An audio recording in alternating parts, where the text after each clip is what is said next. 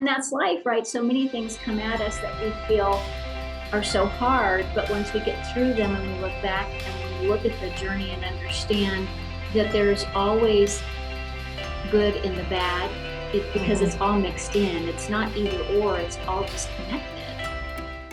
Welcome to Women We Should Know with international speaker, mindset reset mentor, author, and your host, Leslie Michaels.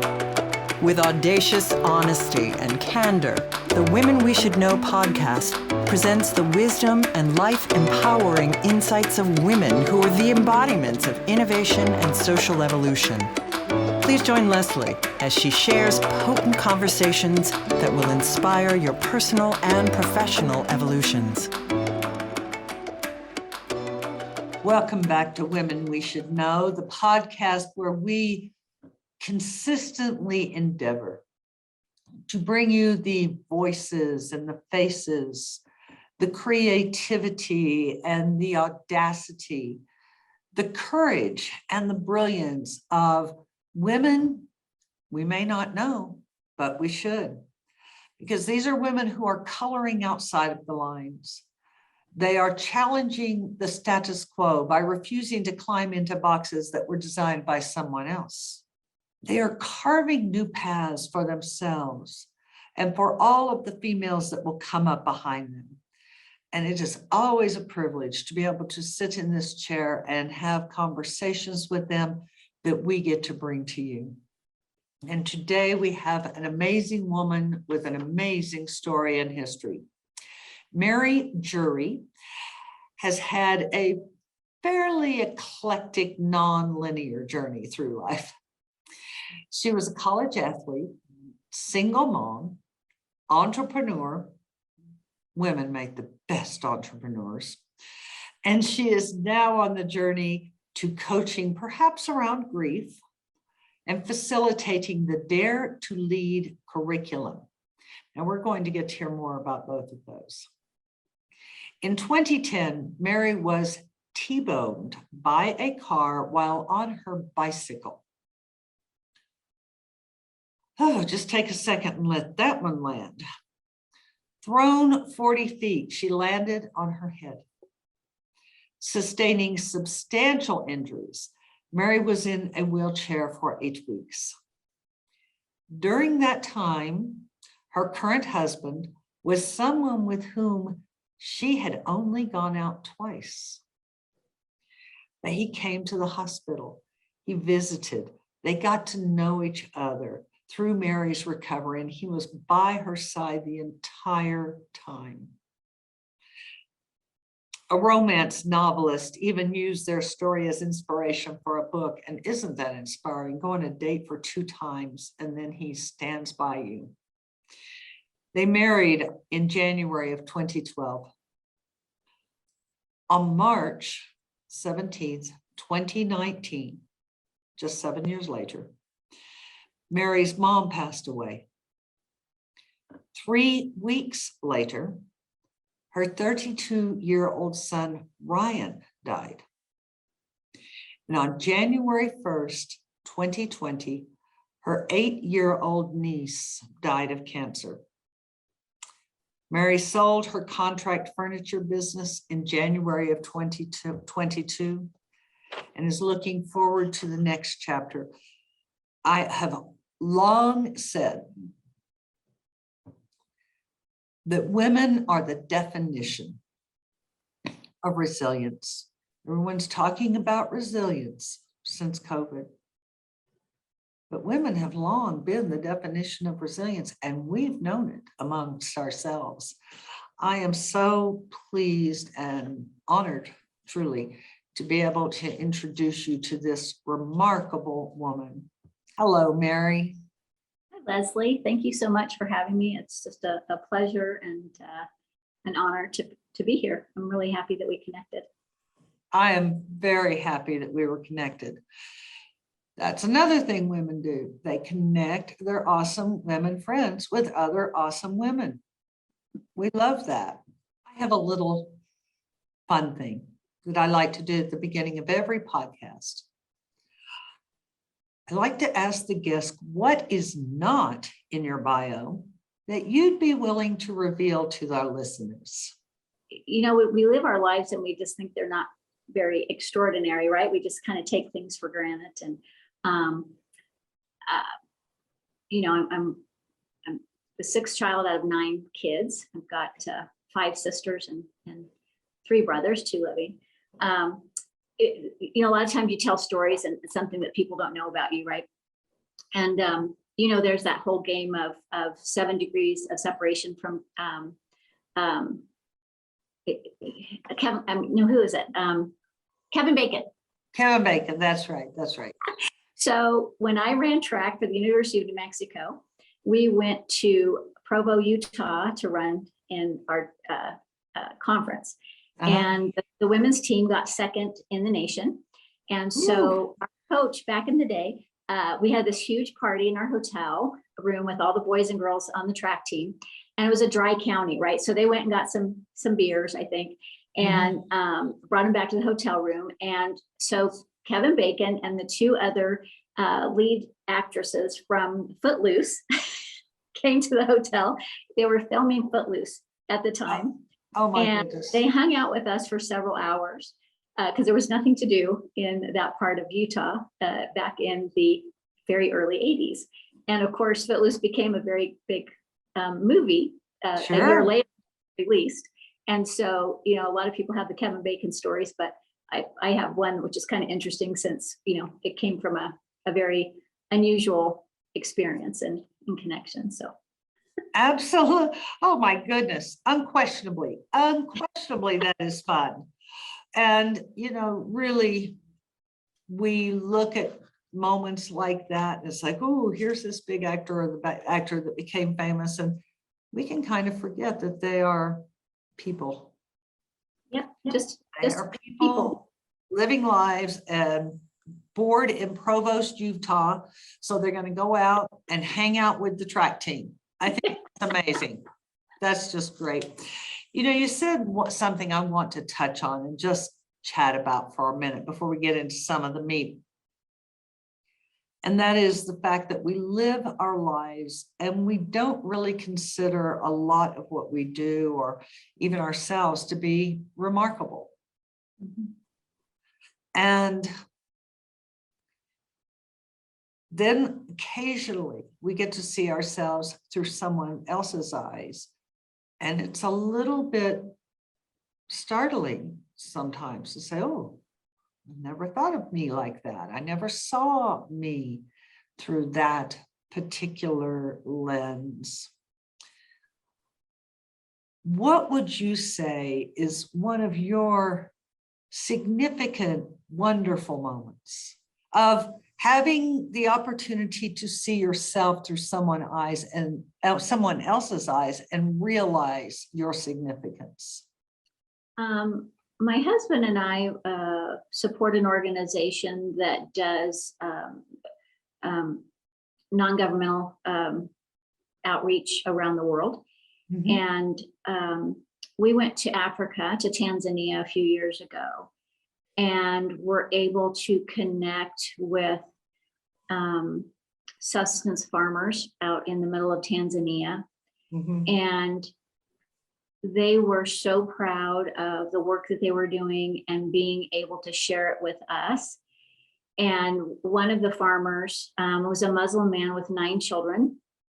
And before he was able to get into the program, they couldn't even feed their kids. They had to leave 3 months out of the year to just try to find work. And so this farming technique had changed their lives dramatically. And he was so proud of that. And he was paying it forward. But what was really cool was the children, even though they didn't understand our language, we did not understand theirs. Yeah. They were so loving and attentive, and they were just drawn to, I love children. And so he had all these little kids, and we just connected without having to communicate verbally. We communicated through our eyes and our touch and our smiles. And that ability to connect with people, no matter where you are, who they are, to me is a very humbling and empowering at the same time moment. So we had a lot of that when we were there for those 10 days. So it's nice. That is glorious. That is just glorious. I wanted to touch on that, and I thank you for sharing that story, because I know a preponderance of women who don't look at themselves and give themselves a moment to notice how extraordinary they are. And I would just like to invite our listeners today to just take a moment, just think about that. Because none of us are extraordinary all day, every day. Most of it is chop wood, carry water. But we do have those extraordinary moments, and noticing those about ourselves are what get us through those very challenging spots. Having been in sports, there's a certain mindset around athletes that they have a knowing or a trusting of their ability to overcome the obstacle, overcome the pain, overcome whatever it is. How much of that do you think played into your recovery after being hit on your bicycle to help you get back up and live a whole, full life? I think being an athlete from the time I was very young has had a huge impact on my life throughout the journey with pretty much everything in my life, because with sports, I ran year round. And so I had to sacrifice, like I wasn't allowed to do a lot of other things because my parents were making sacrifices for me to be able to go to track meets and travel and things like that. And when you compete at a national level, you have to sacrifice certain things. You have to understand delayed gratification. You have to understand practice and winning and losing gracefully, and understanding and learning from that. In track, because track's an individual sport, even if you have team things, you're held. I mean, you win or you lose based on your own efforts, and of course you have support, but you don't get to blame other people if you fail or you fall down or you miss a practice or you don't do something. And so it helps with self-discipline, but also just understanding when you have a goal that there are certain steps you have to take and they're not all great, and that you just take one step at a time. And sometimes it's great and sometimes it isn't, and it's okay, because it's not the end of the world. You just keep moving. With my accident, what's very interesting is over the probably 10 years prior to the accident, I've been doing a lot of self-work, that awareness and reflection and turning inward and trying to understand my part in each thing that unfolded in my life and where I'm showing up. And so, Leslie, I was hit, T-boned, and I was probably out for a couple of hours. I did not regain consciousness until they got me to the hospital. And when I awoke, because I shredded all the ligaments in my neck, I broke my hip, part of my back, my scapula, my clavicle, a lot of ribs, a lot of head trauma. I was wearing a helmet, of course, but my very, very first thought, which was super interesting, was I've created millions of experiences in my life, good and bad, right? And this is just another one of those experiences. I wonder why I created it. Because I feel in some ways, when our thoughts and our focuses and our beliefs tend to show up in a lot of different ways. And I used to joke that I hadn't taken a vacation in over 4 years when this happened.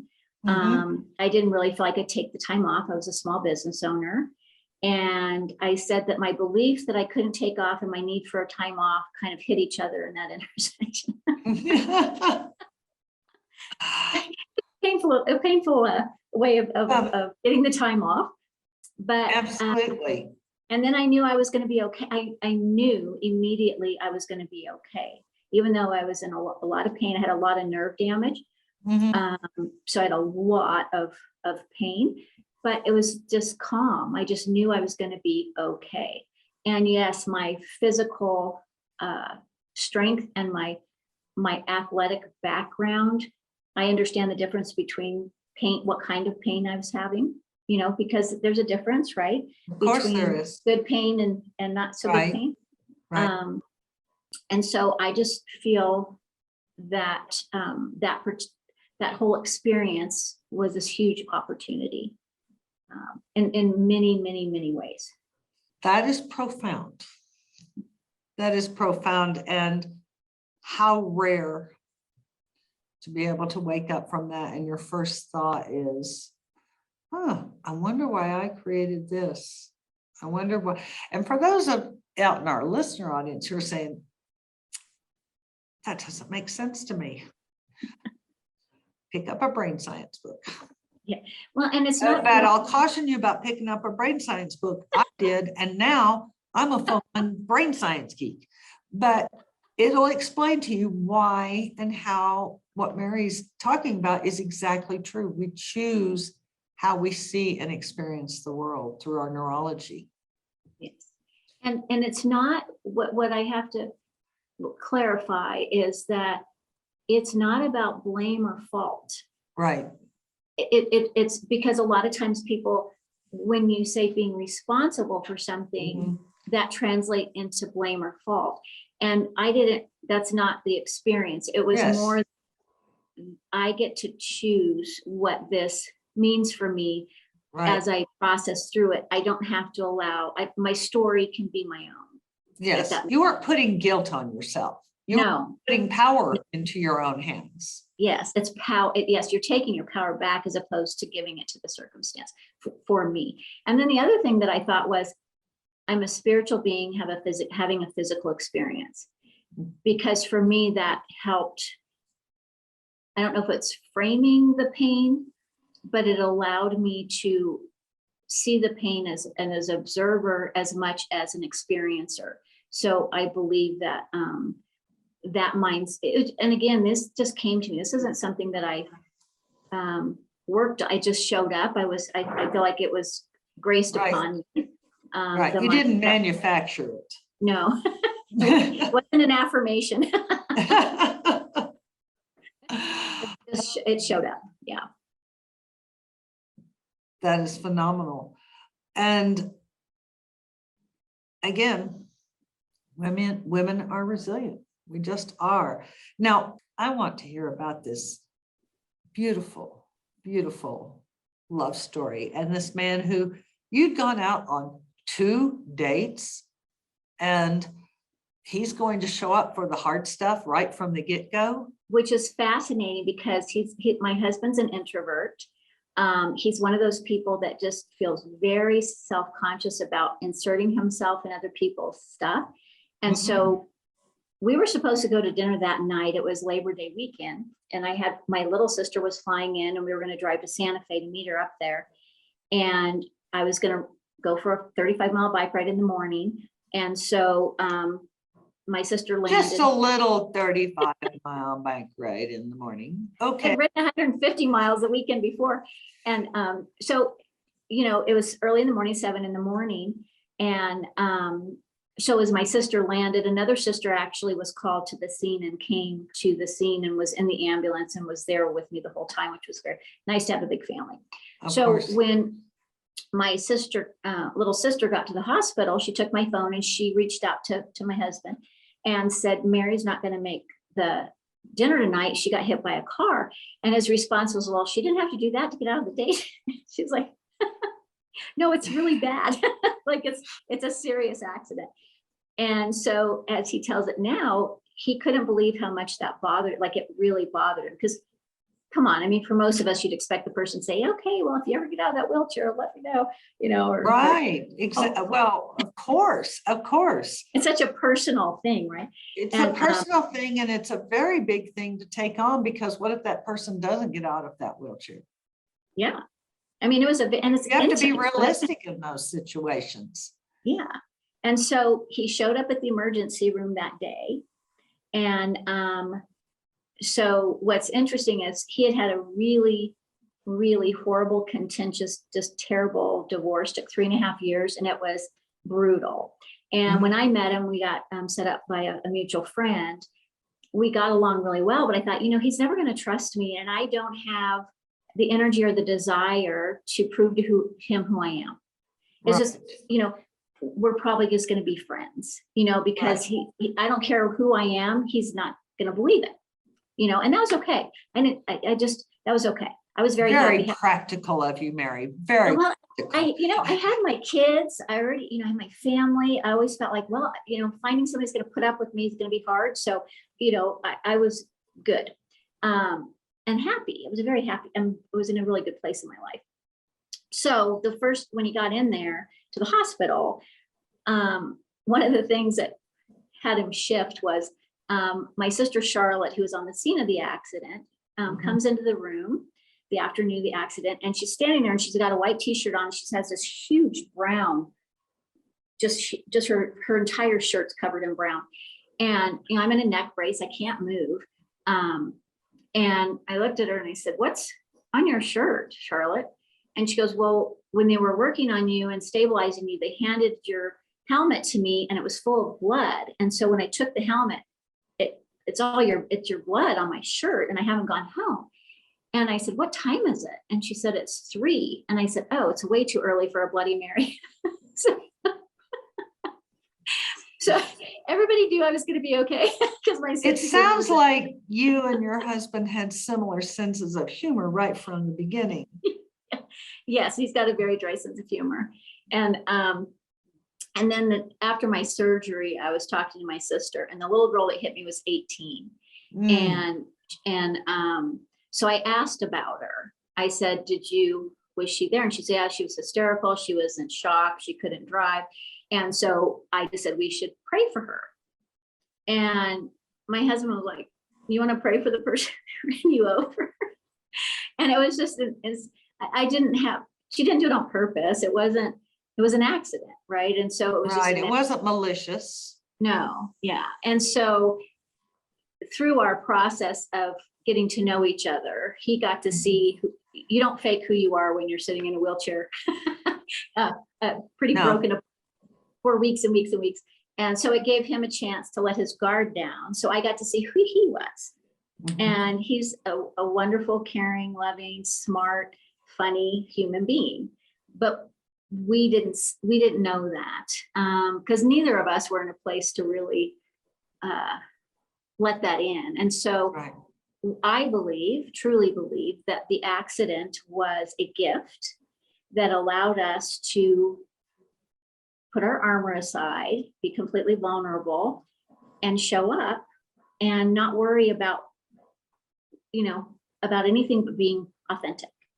And we would not be married today had that not happened, because trust issues are big for people, right? And we just really believe that there was that intervention of saying, okay, we're going to allow you this time, which is very unusual, right? It was like a 12, 14-week process before I stopped using a walking aid, and probably 6 to 8 months of a lot of other things. And so we talked, we laughed, we took me out to dinner in my wheelchair. He says it was for the parking space, but I don't believe him. So so it unfolded. And so I believe that, again, had God come down and laid it all out for me in advance and said, hey, the perfect man is waiting on the other side of this, but you're gonna have to get hit by a car and thrown 40 feet and spend time in a wheelchair, I'd probably say, I'll pass. Thanks. Thanks, but no thanks. And that's life, right? So many things come at us that we feel are so hard, but once we get through them and we look back and we look at the journey and understand that there's always good in the bad, it's because it's all mixed in. It's not either or, it's all just connected. That's right. And so I really truly see that entire time as a gift. And a wonderful gift, a beautiful gift, the two of you, but also a gift for those you impact, such as those individuals in Tanzania, or the people you're going to impact with your coaching and your Dare to Lead, which we're going to come to in a moment. But that is a beautiful story. Thank you for sharing that. Thanks for letting me.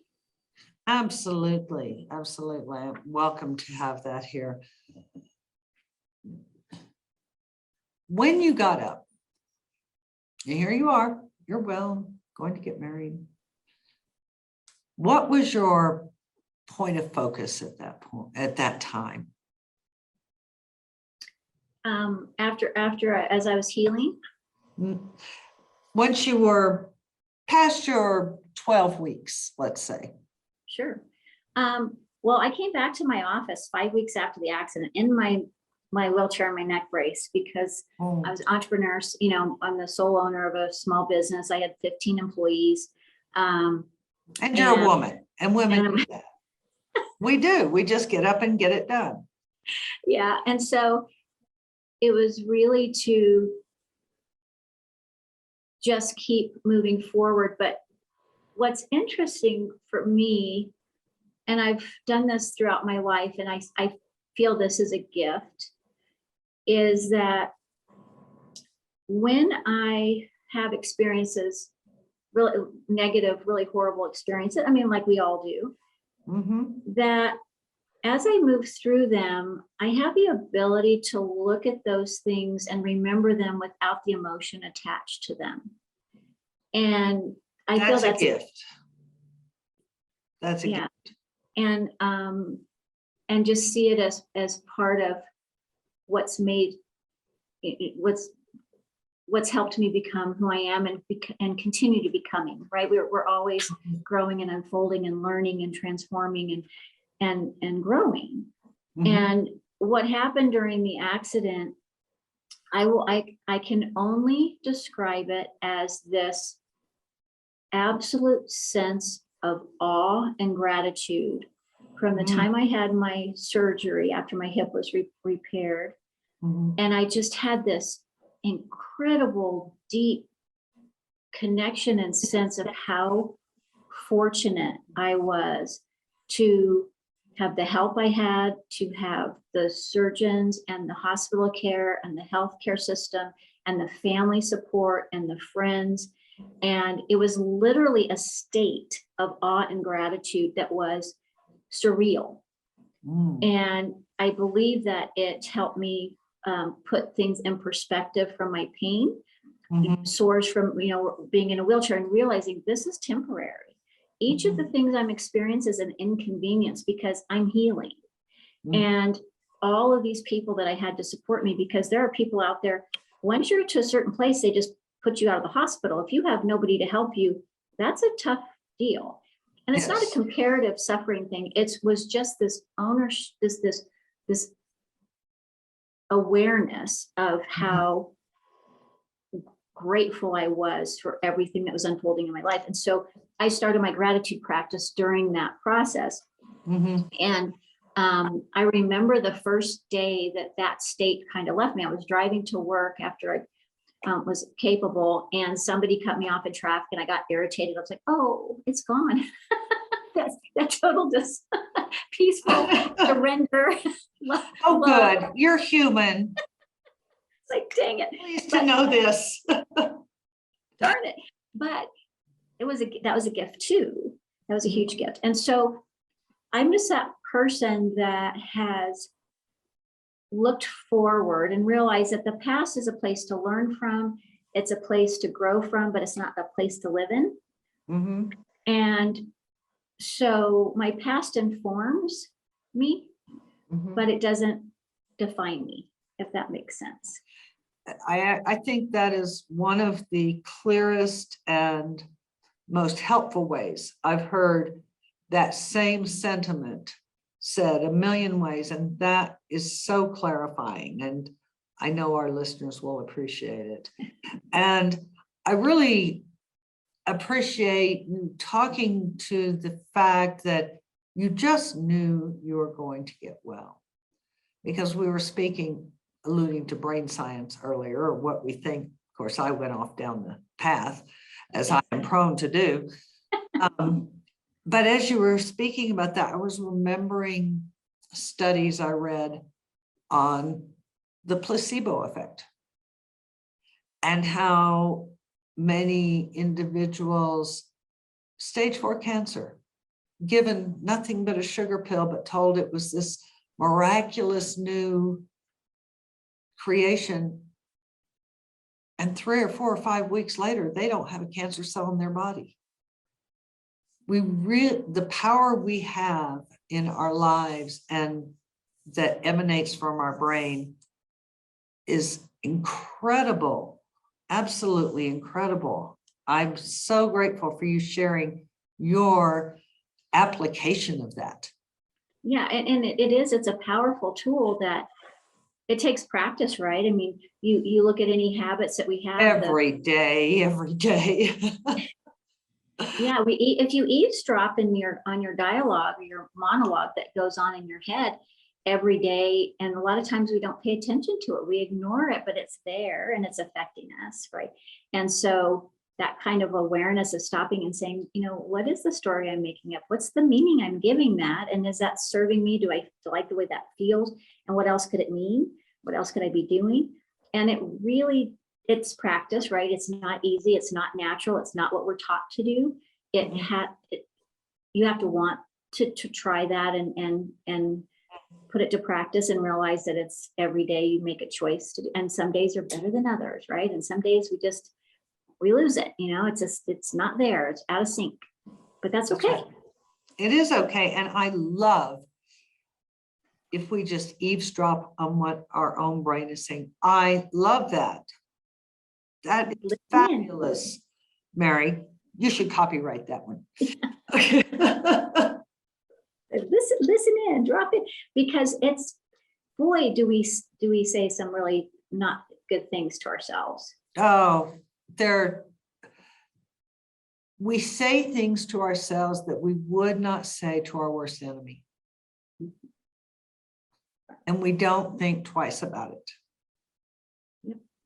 Mm-hmm. Are you familiar with Kristen Neff, who does all the research? Uh-huh. I love her work on self-compassion and her 3 steps to doing that. And self-kindness is the first one, is that talk to yourself like you would talk to your best friend. Yes. And we have a hard time doing that sometimes, but it's really powerful. It's a good start. Very powerful. Someone else's work with whom I'm familiar, with whom you are even more familiar, is Dr. Brene Brown.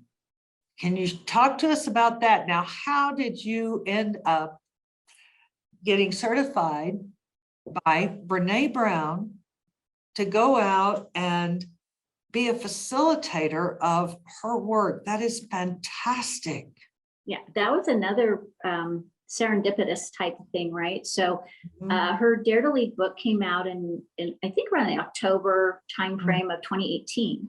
And I happened to get it and read it right away, which doesn't always happen, right? I mean, you get books and you kind of put them aside. Exactly.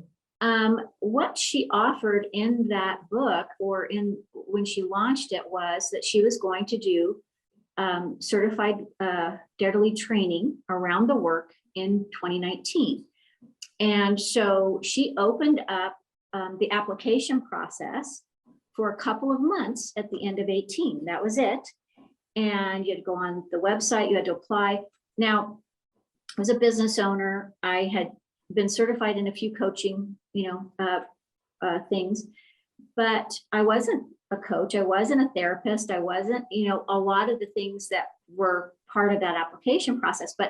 And I had that self-doubt, and I was like, I don't think I really qualify for this to become it. And I thought, well, what difference does it make? I can at least put that in there. I would love to train my own staff into this. And that was part of her work too, is to people to take it into their own companies, right? And so I applied and I was accepted, and I couldn't believe it. I was super, super excited.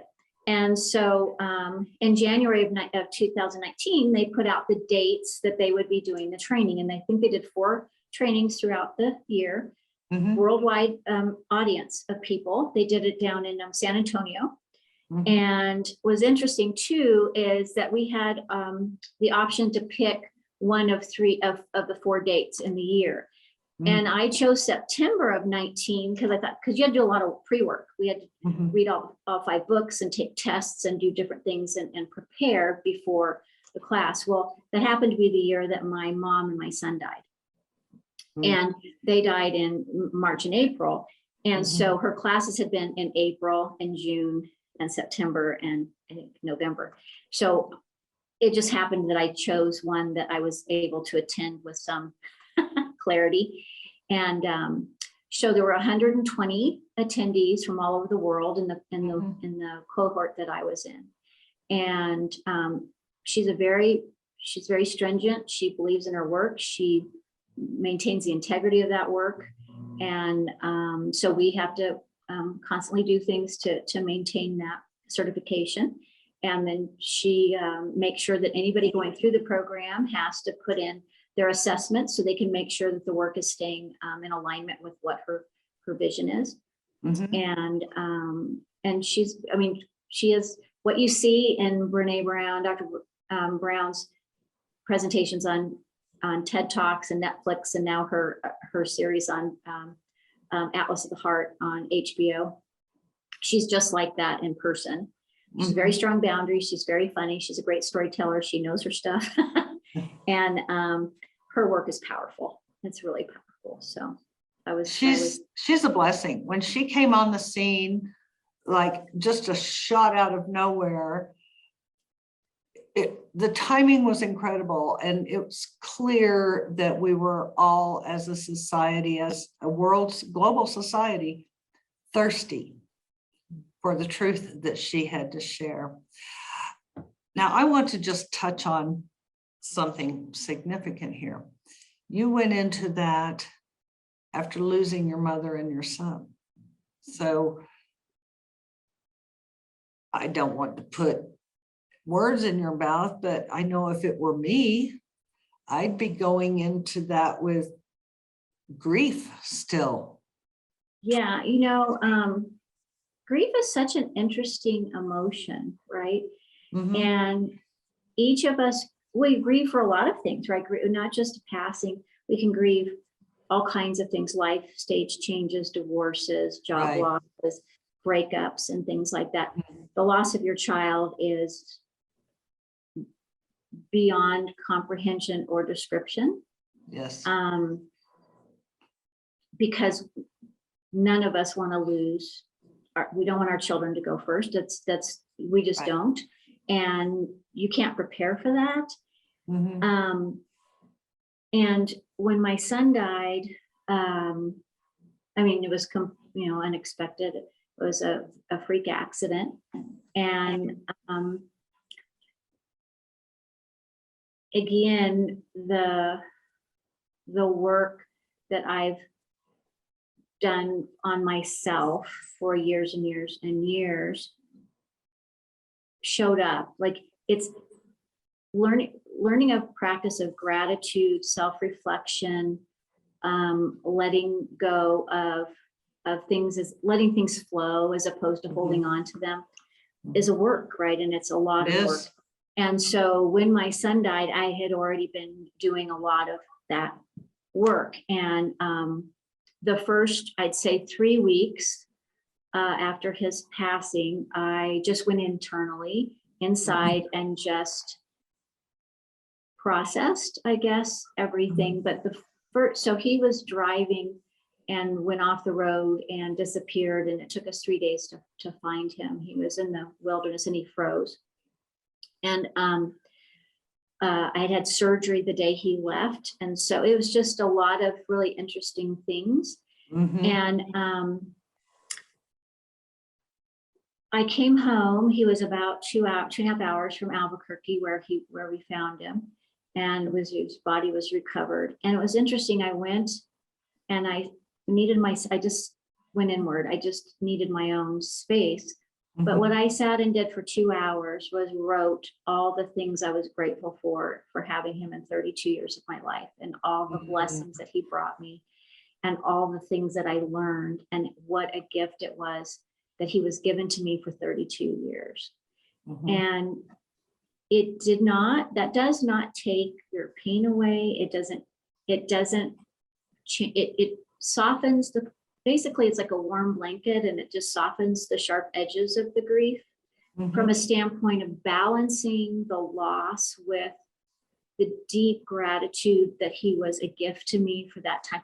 None of us are guaranteed anything. No. And there was no guarantee. There was no written agreement that he would be here until I decided to leave, right? And my son had suffered a lot of issues from the time he was about 19. It was very difficult. And from that path forward, what helped me, I didn't have to, this is the process I went through, was to recognize and honor each individual's person's path. Even if I don't like it, understand it, or want it to be that way, because we don't want to see our kids suffer. Right. And that I had, for me, separate my love for him and my support for him from having a desire for his life to be different so I would be okay. Right. And that I had to give up the notion that I had any control over his life, or I had any knowledge of what his agreements were or what he was here to learn. That's hard. Yes. I It's can't, really hard. I honestly can't, having never had children, I can't imagine having a child, going through all the difficulty of raising a child, and then, because even if it goes smoothly, it's difficult. Yes. Observation. Hey, we're human, right? And of our lives for us, I right? can't imagine. Yeah. So when I went in September, I've been about 5 months. And the other gift that I have been given from my son's passing was his presence. And so he shows up for me. And I have a brother that died when I was 13, and he was 12 years older than me. He's come to me, and his presence has been clear throughout my life. And it's interesting because it's really hard for some people to connect with that, and I don't ask them to. And for me, it's just like, there's a bunch of unknown. And so to me, it's like, if I had to choose the unknown, I'd rather choose the one that makes me feel connected than the one that feels like I'm not connected. Absolutely. Absolutely. Yeah. I know it's hard. I know it's hard for people sometimes to embrace that we can feel people. I'll never forget, I lived next door to Granny and Aunt Alice on purpose, because they were at the end of their lives and it's the only way they could stay in their homes. So, and there was my house next door. Went over to Granny's one morning to get her out of bed, and as I opened the door, she came around the door out of her bedroom on her walker, and she said, "Honey, you need to go call Lillian." I said, "Why is that, Granny?" She said, "Well, Junior left last night. You need to call her and make sure she's okay." Now, this little 98-year-old Southern Baptist woman, this is who I'm talking to. And I said, "Junior came by to say goodbye." It wasn't that I disbelieved, I just had never heard her speak like that. And she said, "Well, don't you know, honey, we always go around and tell everybody we love goodbye before we go. And now you get on over there." And she's shaking her walker at me. "You go and call Lillian." But it's just something that a lot of people have experienced as truth. Yes. And I just feel super fortunate. And that's a gift for me, because it has, it's helped me. I miss my son every day. I have so many things that help me remember him, but it is a loving, happy remembering, as opposed to, there's sadness, right? There's a longing, for the hugs and the voice. And I mean, all of that, that's natural. And we feel that way anytime somebody leaves our lives, Yes. that we're connected to and that we love. Yes. I can't change it. So there's that whatever that is, I don't know if it's how I was brought up or what I learned that served me growing up with a lot of loss. I've had a lot of loss in my life since I was little. And is staying out of the fear and realizing that I can't change it. Mhm. And so now what? Right. Mhm. So, and one of my big questions I ask myself, Leslie, all the time, we all get kind of, things can hook us or we get Oh, up the sort. sure. And so my process for that, again, going inward is this how I want to feel? Like the feeling is what kind of like how many times, I mean, I know it happens to me, or all of a sudden you're kind of in a bad mood or you're like irritable or Oh, whatever. no, it's never happened to me. No. And so when that happens, all of a sudden you're in a bad mood. Yes.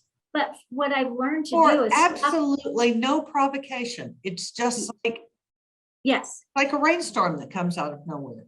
yes. But if you stop and say, okay, wow, is this how I want to feel? And you say no, and then you say, what's the story? What am I focusing on? What was I focusing on? And what's the meaning I gave that? Right. So Mhm. it can be somebody says something that triggers something your mom said to you when you're a little kid. You don't even realize it. And all of a sudden you've gotten into that defensive stance. Right. But that's that eavesdropping thing. It's like Right. stopping. The feeling is the prompter, Right. being out of sorts, and then Right. going, wait a minute, what am I focusing on and what am I saying to myself? Mhm. Because so many times you can, if you take the time, go back and understand what it was and then say, what else could it mean? Or do I Right. really want, somebody pulls you, cuts you off in traffic. All you know Mhm. is they cut you off in traffic. We create all kinds of stories about that. Oh, I can write a story. Right. But, if you found out that person was rushing to the hospital because their child was sick or somebody just got hurt or something, how you feel about what happened changes. What happened Yes. doesn't change. No. So this It's whole all process, perspective. yeah. And It's all so it's, perspective.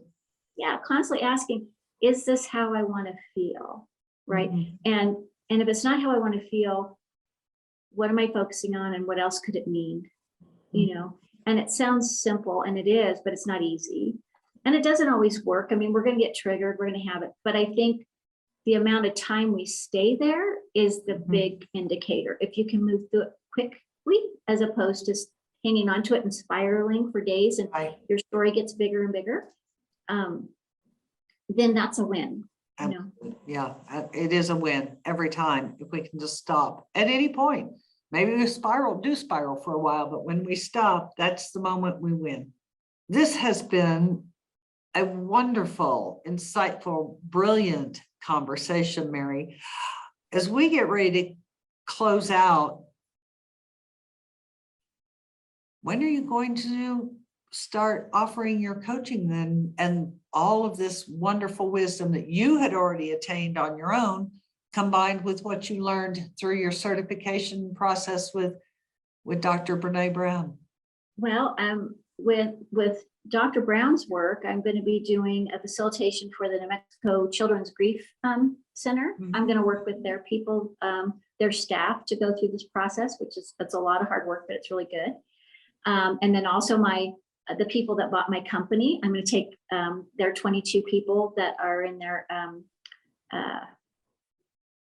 leadership team, and I'm going to take them through the work and continuously work on that. I do mentor protege programs through Commercial Real Estate Women Crew, and I work with those teams throughout the year to do this work, but it's all vocational. Not a thing wrong with that. Not a thing wrong with that. Yeah, but I plan on launching, really going into this full time as a full time focus in January. But I do have a website called ownitcoach.com, and it's there to kind of give an idea of some of the different work things, but Well, just like I always do for our listeners, And they know I do this for them, and I love doing this for them. I will put your contact information, your website, absolutely anything that you want to provide us, that you want the listeners to have.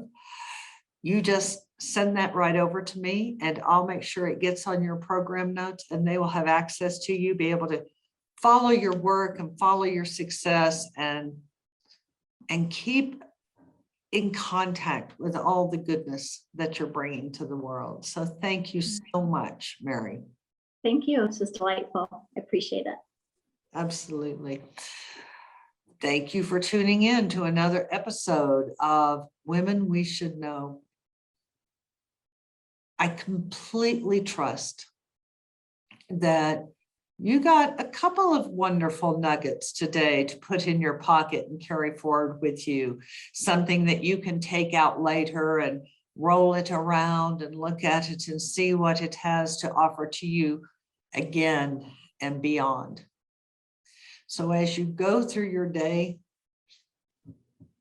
remember that nugget. Pull it out in a moment when maybe you're just a little bit off and you could use some help. It's right there with you.